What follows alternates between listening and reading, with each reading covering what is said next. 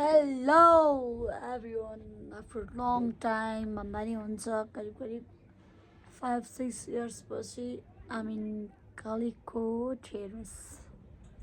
यो चाहिँ कालीकोटको एउटा पार्ट मात्र देखाइरहेको छ तपाईहरुलाई।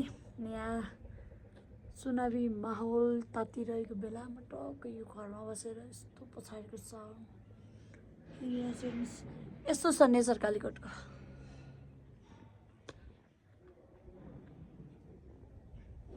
हैन कतिले भन्नुहुन्छ कालीकोट कहाँ पर्छ साँच्चै कस्तो छ ठाउँ त्यो पनि एउटा डिस्ट्रिक्ट हो र भन्ने धेरै हुनुहुन्छ। हेर्नुस् कन्फ्युज नभई हेर्नुस् यो कालीकोट हो। हेर्नुस् यो कर्णाली नदी हो है। अनि त्यसपछि यो बजारमा हो हैन। हेर्नुस्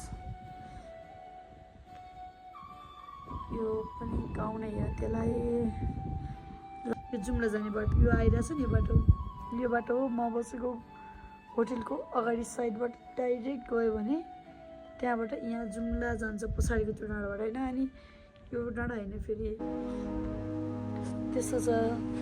अनि यो ठाउँ चाहिँ यो देखाइरहेको जुन यो बजारहरु घरहरु छ यो भन्दा यता साइड आयो भने चाहिँ काठमाडौँको कालीकोटको बजार छ हैन। त्यहाँबाट जुम्ला जान्छ। यो भनेको कालीकोटको पछाडिको साइड हो। हेर्नुस् यो सानो कालो रोड छ नि यो रोडमा आउने यो रोड हुँदै त्यो पुरै ट्रन एकदम धेरै ट्रन छ। अनि त्यो मानमा हस्पिटल भन्छ त्यसलाई हैन। हस्पिटल हो त्यो चाहिँ। हेर्नुस् ल म चाहिँ यहाँ के गर्न आयो होला भन्नुहुन्छ होला। म चुनावमा